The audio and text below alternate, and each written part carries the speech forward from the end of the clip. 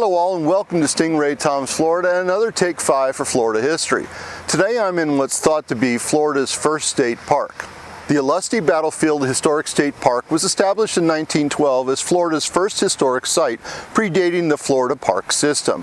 While the state owns just 3 acres of the battlefield site, it manages the rest through an agreement with the U.S. Forest Service. The Civil War Battle of Olustee isn't one of the war's major engagements, though it's the largest in Florida. There's plenty of books and videos to describe the 4-hour battle itself, so in this video I'll be looking at the immediate aftermath as well as the sad and dark story that continues to unfold in this place for the last 160 years. This deeper story of Olustee is one that every Floridian should hear. Located just 46 miles or 74 kilometers due west of Jacksonville, the battle site was on the Florida Atlantic and Gulf Railroad line. On February 20, 1864, Union Commander General Truman Seymour led his 5,500 men in the direction of Lake City. Disobeying orders, Seymour was heading to Tallahassee, believing his troops would meet only limited resistance. A large number of the Union forces were part of the 54th Massachusetts Infantry Regiment and the 35th United States Colored Troops, both composed of black soldiers. That afternoon, they unwittingly approached Confederate General Finnegan's 5,000 Confederates who were entrenched near Olustee Station. The battle began near Ocean Pond, a small lake just north of the rail line. That's why it's also known as the Battle of Ocean Pond. The area is part of a broad scrub pine and palmetto barren without a great deal of cover. Throughout the afternoon, the two sides fight a pitched battle until the Union line broke and retreated. The Confederates didn't follow, which allowed the Union forces to get back to Jacksonville. The Union suffered 1,861 casualties, with 203 killed, 1,152 wounded, and 506 captured or missing, while the Confederates lost roughly half that number, including 946 casualties, 93 killed, 847 wounded, and only 6 captured or missing. One of the signs in the state park states that Olustee was one of the bloodiest battles of the Civil War. I'd suggest that's hyperbole. While it's true that the ratio of Union casualties to the number of troops involved was the second highest in the war for the Union, Olustee was a relatively small engagement with only 5,500 Union troops. In contrast, the Battle of Gettysburg had 100,000, while Cold Harbor involved 110,000 troops. Now on to the battle's aftermath. The Union forces were able to retreat, but much like in other battles, they had to leave their dead and many of their wounded behind. This meant leaving black troops to the mercy of Confederates who, not surprisingly, hated the idea that formerly enslaved men had taken up arms against white Southerners. So on to my talk with Dr. Gannon, who's an expert on the battle's aftermath. Dr. Barbara Gannon is Assistant Professor of Military History at the University of Central Florida and was a Senior Analyst with the U.S. Government Accountability Office, often referred to as the Congressional Watchdog. She's also the coordinator of the University of Central Florida Community Veterans History Project, which collects and preserves the stories of local military veterans. Dr. Gannon has written 2 books on the Civil War and has studied the subject extensively, including the issues surrounding the Battle of Olustee and Olustee Battlefield Historic State Park. I spoke with her in her office at UCF. All right. Olustee. I know a great deal about it. I have done an enormous amount of research, and it will be a book. Currently, though, the focus is getting justice for the people there. I have also just recently found what I call the smoking gun of exactly what happened and why, and this is the principal point, the Union dead from the battle who did not get pulled away or taken people who died of wounds. People who died on the spot are still there, or what's left of them, which isn't very much. And it's an extraordinarily complicated story. But first I'll talk about what happened, and then I'll talk about what we're doing. So the Battle of Olustee occurred, and we know it was a loss. And when you lose, the Union Army retreated. When you retreat, you leave your dead behind. Now, when the battle was lost, there were people who died on the field. There were people who died later of wounds, perhaps in Lake City. And there were people who were captured, who went to Andersonville. And many of them died there. So the death didn't stop right away. Now, the soldiers at Olustee were both white and black, and they were immigrants and native born. And they were from New York and New Hampshire, and they were from North Carolina, formerly enslaved African Americans. They were free African Americans from Pennsylvania and Massachusetts. It was an almost perfect polyglot of Civil War soldiers. So they were all in what was called the Department of the South. So the idea of the battle had been to move from Jacksonville, which was being occupied, to as far as they could get into the countryside, try to cut off the supply of beef from Florida, and also to get formerly enslaved people to recruit into the army. There also was this idea, Lincoln wanted to had this 10% plan for bringing states back into the Union. If 10% of the white citizens, men, pledged loyalty oaths, they would bring them back in. They had done that, or tried to. I don't think they succeeded in Louisiana. All right, so the battle comes, it's very poorly fought, and the person's an idiot who runs the Union forces, and he runs into a surprise and is very badly beaten. It's not helped by the fact that many of the units have systemic weaknesses, the biggest being the white unit. The 7th New Hampshire had all its new rifles taken away, and they were given bad rifles, and they all surrendered en masse, pretty much. The 8th USCT had no battle experience.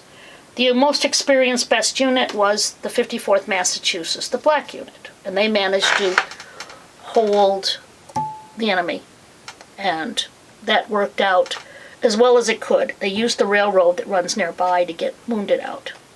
Well, that was particularly good for the black troops.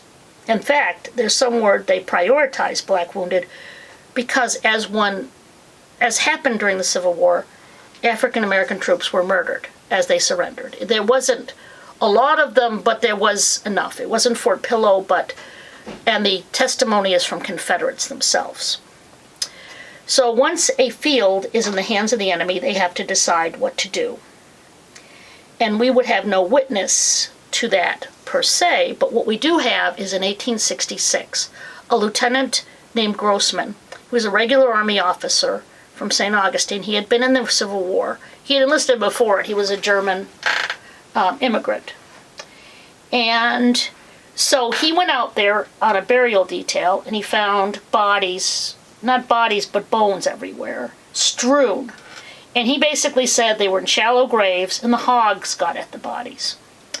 So what he did was, this was 1866, which is important, before any of the policies about the burial of the dead from the government were articulated. So he took all the bones he could find, he put them in bags, and he put them in a mass grave. And he put a wood cross on them, which talked about Olustee and the units there, and had some nice sayings about for duty. And it was a formulaic sort of elegies on the cross. And his commander, Sprague, colonel, probably the same guy who wrote about the Seminole Wars, he told him what to do. So he said he was following his orders. So as time passed, though, the United States decided, well, we can't leave Union bodies everywhere, strewn everywhere, which they were. So what we're going to do is we're going to get contractors to pick the bodies up. And since they had a very good idea where these bodies were, you would think that they would be able to get them. So it doesn't happen. The bodies are not removed. And I have the quartermaster letter which said, why weren't they removed? And the answer. It was from Beaufort National Cemetery, which is in South Carolina, which is where they were supposed to go. What had happened was there was a law in Florida against disinterring the dead after March 20th. It was about disease, but these men were bones. But they had gotten the Jacksonville mayor to overturn an injunction against removing bodies. But the impression in the letter was, despite the fact they had permission, local citizens didn't allow it. All right, so that's the spring of 68. So by 1871, the Army figures out they weren't moved, and they write a letter to Beaufort, and they get the explanation, and I have the letters, of why it wasn't done. And one of the things they said was they were going to go back in the winter and do it, but a letter came down from Washington not to disinter anymore in Florida. But according to these letters, there's mass graves at Lake City. Only 12 bodies were gotten there. They say there's a slit trench with more. And there is the Olustee bodies were never moved. Now, one thing you have to understand, everyone in Baker County knows about these bodies. If you walk up there and you say the word African American Cemetery, that's what it is now, which is part of the story, they say, oh, you mean the one with mass grave? Now, I don't know where you grew up. Mass graves are a little unusual for me, but they seem to accept this. But Baker County is a very unusual place. So in 1873, Loomis Langdon, who was a regular artillery officer, goes by on a train. The train track is right next to the field, and someone points out this beat-up fence. And they say, oh, the Union Memorial had been there. But obviously someone had destroyed it. And he goes, what? Well, there's nothing that's honoring the dead of that battle, and I had terribly wounded one of my officers, and he says he's going to find out. But he obviously doesn't do it right away. Maybe he's busy, because he stays in the Army after the war. But he gets in touch with the War Department, and they say, there's a cemetery there. A nice cemetery, and it's got this memorial, and here's this report, Lieutenant Grossman, that this is all taken care of. It's not taken care of according to law and congressional intent. They're there, and no one does anything. He just sends them the bureaucratic response, has been taken care of. And when he says the Olustee Soldier Cemetery doesn't exist, but it's not the way it was supposed to be dealt with. Those bodies were supposed to be taken, even unknown, to Beaufort in South Carolina. Okay. So time passes, and the bodies are still there, as near as any official records. And the UDC buys the land the battle was on. But they buy it for like $1, and 2 of the acres they bought was from a Union supporter in New York. Actually, his name was Fletcher. He funded the Fletcher School of Diplomacy at Tufts. So he gives it to them because they're nice old ladies, and so they make it a lost cause landscape. And you have memorials only to the Confederacy, but it's their land, they bought it, they maintain it. Okay. In 1912, there's a big memorial to the Confederates built. But we found the newspapers, one of the state senators or legislatures wanted to make it to Union and Confederates. But the UDC went crazy. In fact, he was running for Congress. And what they did was, they ran someone against him, and he lost. And this is all in the newspapers. And they said, we're not going to honor Negroes, because the only people there are Negroes. Everyone seems to know that, but they're not only Negroes, because the units, it's probably the most integrated place in 19th century America. Really. And so that goes on, and as time goes on, the area the mass grave in, for some reason, people allow it to become an African American cemetery, which is about racializing the landscape, and that's what it is. It's active today. So time passes, and the UDC are getting old, so the state of Florida makes it a state park. I'm sure it's some kind of influence, so it's a state park now, as it is. American flag above. the memorial actually has a missing in action flag, POW missing in action, which is very rough. It's so ironic. So you go up there and it's a lost cause landscape, and that's the way it was. So in 1991, reenactors said, there used to be a cross here. We should replace it. So they put up a concrete cross. I'm thinking about where they thought it was, the center of the African American cemetery. No mention of the dead nearby, even though I've talked to someone who's a reenactor who said the reenactors know about the mass grave. They actually went over to pay their respects at the most recent reenactment. So there's a concrete cross there in the middle of the African American cemetery with no mention of the fact the bodies are nearby. But one thing you will notice is that the burials are in a U shape around the memorial, and there's nothing behind the cross, which is about where people thought it was. So in 1994, actually, archaeologists went in and tried to find the mass grave, and they did a preliminary study and found where there's some signs that there might be something there. Someone told me that the archaeologists were stymied by local residents in their ability to finalize that. So, right now you go up there and there's the Lost Cause landscape on state Florida land with the American flag. And then you have the African American cemetery with the stone cross, but no mention of the empty space behind it. Okay. So in 2014, the Sons of Union veterans of the Civil War, at least some of them, this broke up. This was really very contentious. Decided we need to put a Union memorial up there, not to the dead, but just a generic Union memorial. So in 2014, the Sons of Confederate Veterans and everyone had a fit and stopped it. And one politician had it tabled in the Senate, never happened. And they said it was because it was an ugly black granite marker. And that Confederate memorial isn't very attractive. But anyway, so that's what they said. And there's no mention, the New York Times covered it, of the dead bodies nearby. There are these 3 stone monuments or markers at the state park. All 3 were funded by the United Daughters of the Confederacy.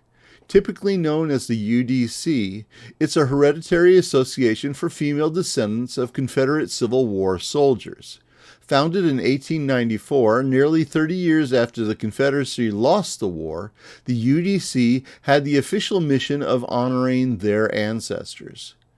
The most notable way this has been done is by the funding of monuments throughout the South that promoted what is now known as the Lost Cause ideology, a pseudo-historical theory which insists that the secession of the Southern states and the ensuing Civil War were the result of right and proper grievances and not because of slavery. The Southern Poverty Law Center considers the UDC part of the neo-Confederate movement and is intrinsically white supremacist. It contends that the UDC promotes a reactionary conservative ideology that overlaps with the views of white nationalists and other more radical extremist groups.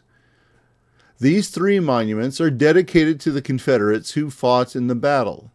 Meanwhile, no tribute to Union soldiers exists in the park. Likewise, in nearby Lake City, there's this monument to the Confederates killed at Olustee outside of the Columbia County Courthouse.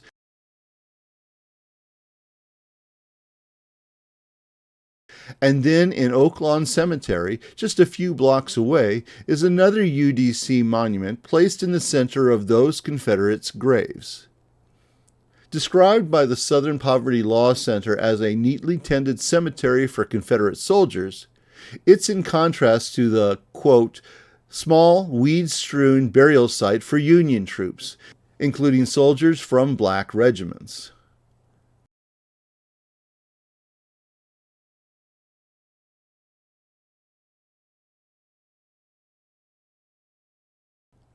The Union dead are interred next to the state park in a small cemetery along U.S. Route 90 that most of the park's visitors never see. I know because I didn't realize it was there until my 3rd visit many years ago. There's no signage for the cemetery on Route 90 or in the state park, even though access to the cemetery is through the park. The Union burials are unmarked and are likely in a mass grave. There's also this memorial that's a replacement for the original cross-shaped marker erected 2 years after the battle. As far as I'm aware, this is the only memorial for the Union dead of the Battle of Olustee, black or white. Interestingly, right next to the memorial are 3 markers for Confederate soldiers, one for an individual connected with Barton's brigade, named for CSA General Seth Barton, one for a sergeant major who served in the 7th Florida Infantry Regiment, and a marker that's missing its headstone. The 2 named soldiers don't appear to even have served at Olustee. So, when I came here, I had heard something about Olustee. The bodies were there. I assumed they were strewn or hidden or under a rock. They sometimes find bodies under rocks at Gettysburg. And I had a student do his master's thesis, which is online, and he found what happened. I found a little bit more because I've been at it. And he confirmed as much as you can that the bodies are still there. Now, I initially thought, no, they say it's a mass grave, but they must have lost the mass grave because someone would have done something about this. This whole process is a process of my not exactly naive self running into Civil War memory because I write about it. Every time I went up there, everyone seemed aware of the mass grave and seemed indifferent, or it will never happen, anything will never be done. So currently what we're doing is putting names to all the people who were left behind, and we're using government records of where people were mustered out that day at the battlefield. That's a good sign they were never seen again. And other distinctions. And so what we do is, Grossman said he found 125 skulls. I don't have a complete list, but I've got about 150 who were left behind. So one thing about skulls is that people take them as souvenirs, so you don't need to match the skulls. So that's what we're looking at now. Step 1, get someone to do something, because here's the trick. The park is managed within a federal forest. One would think that the federal government should do something. So I'm trying to turn this into a federal government failure, because that way I think I'll have more success in Baker County. Because I'm a veteran, and I sat by that cross, and I looked at that empty space. And I wanted to throw up right on the spot. Because I know they're there. And one of the people there is probably Colonel Fribberly himself, the commander of the 8th USCT. This is the strangest thing if you're a 19th century historian. His wife was at Beaufort and came down to get his body. And the Confederates wouldn't let her have him. They basically told a white upper middle class woman that you can't have your husband's body. So he's likely in there, at least in her pension file, she says. He was left behind. And so yes. So it's an insane story of indifference and government failure. And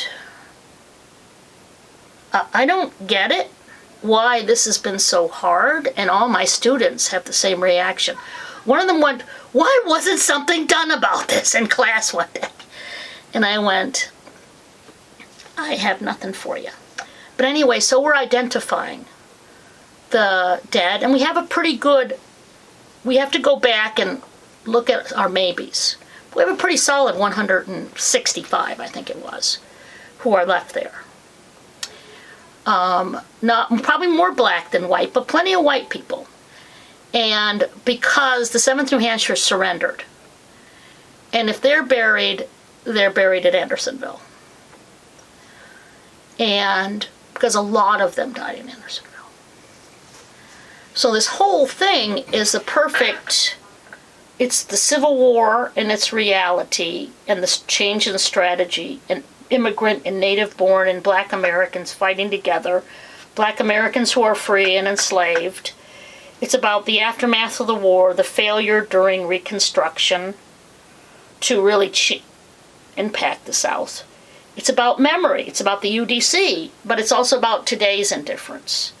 No one wants to go to the trouble, even though if you go up to Baker County, it seems the worst kept secret in the world. And so our mission is twofold. Step one, government. A lot of people turn to Florida because it's a state park. Government, it's in the Osceola National Forest, even though this African American cemetery is separate. You had laws, you passed legislation, you had policy. This was the government's responsibility. People were told it was done. And so it's your job, regardless of what Florida thinks. Now, our real obstacle is, it's not a real obstacle, it's just a challenge, is that the African Americans who are in the cemetery are in Baker County. And I think they have trouble confronting what is going on, that they are nervous about bringing up something to be done. Because Baker County has 3 prisons. And one of the most insane things I heard about it was that probably the black dead from the turpentine factory may be on top of the mass grave. And they were probably convicts. So it is a complete mess. So what we've decided to do, when I have a minute, we're heading for the federal government. It's the responsibility of, and I've talked to Forest Service people, and they say nothing can be done, nothing will be done, bureaucratic response, bureaucratic response. I'm going to I used to work for the government, I'm going to their Senate committees and their House committees. As soon as the Senate and House decide to do anything other than whatever they're doing. I used to work for the Government Accountability Office. I'm going to their oversight committees.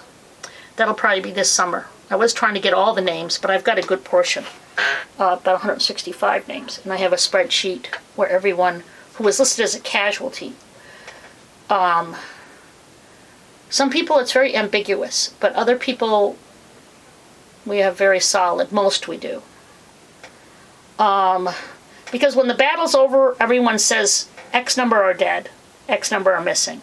But as time goes on, some of the dead are missing and later identified as captured, and then some of the missing are dead and no one saw them die. And so that's what we're looking at now. But we have it all. I mean, I have the story, and just recently I have the letters from Beaufort explaining why they didn't pull the bodies out. What was the obstacles? Because the quartermaster, it was in 1871 he wrote this letter. This is 3 years later. It probably just bubbled to he's in the department, the headquarters of the Quartermaster Corps. And he writes to the Charleston guy and says, get Beaufort to tell me what the heck went on. And they write these letters back and they say exactly what happened and why it wasn't done. And since the next official government correspondent states that there's a cemetery there, which isn't true, we assume nothing was done. And I had a researcher, I couldn't get up there for spring break, but I had a researcher go through, who was a very good researcher, all of the Department of the South includes Georgia and Florida, all of their records on burials. I looked at the quartermaster reports, there's no mention of pulling bodies out of Olustee. And they reported to Congress like, took 3 bodies from underneath a porch. I mean, and they gave the name of the farm. There's no record, so they're there. And everyone acknowledges, it's not they say no, they're not there. Everyone acknowledges it like there's a Starbucks on the corner. I don't even know what to say. So that's what we're doing. And that is the Olustee in a nutshell. Now it's all been one of the issues I have, and people who've read my stuff and pushed back big time say you're just being political. And I'm like, no, I'm not. But we know Civil War memory is very political.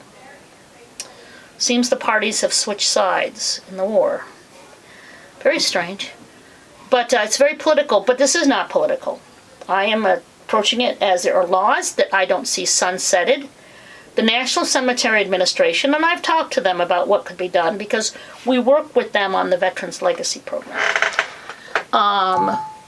They were created to deal with these issues, so there's still an organization that receives government appropriations whose responsibility is the veteran dead. So that's how I'm tackling it. However, if that doesn't work, we'll have to see what we'll do at their next reenactment about bringing people's attention to it. But we have it, and it's not, I mean, maybe someone snuck out in the middle of the night and took the bodies, but that's unlikely. Every indication is they're there. And I think the biggest indicator is the African Americans, despite the fact around the cross is getting very crowded, are not putting bodies behind it. And that's the Olustee. Rather strange story. Yeah. Now here's the thing I've been trying to do. Captain Pragmatic here. That's the way I roll. I wanted to get someone to say to me, "You're right, Barb, we need to do something about this," particularly with the new visitor center. We could make this very much a bigger place in the Civil War landscape if we had a more of a memory of the Union cause and the people. And I've tried this, and I've got nothing. And I don't understand it, because, well, they'll tell you that they don't get a lot of visitors if you would have, particularly there are a lot of people in Florida whose ancestors were Union soldiers. But there's something so fundamental about this. And I think it has to do with the message of the park, which is, these men stopped this terrible Sherman-like invasion of Florida. And they were trying to free people. I'm sure resistance from the locals that the Army didn't want to challenge. But the Army's responsibility was to execute the quartermaster's policies and legislative intent, which was clear, which was to bring the bodies back to national cemeteries. It's as clear as anything, like any law. There's no ambiguity. It only got tossed on the side because of bureaucracy and the fact that it's very far away from Washington. And then the UDC did what I always call them the usual suspects of Civil War memory. They did what they do. And I always say, well, it's up to, I always blame for Civil War memory people who decided that they would accept the Confederate memory and not as a part of reunion and reconciliation in the 20th century. Okay, I get it, we haven't done that, but now we're in the 90s and the 2024, and we just had the 160th anniversary, and it's time. And thank you for your service, America, as I call it. It's time. Yeah. And that's the story.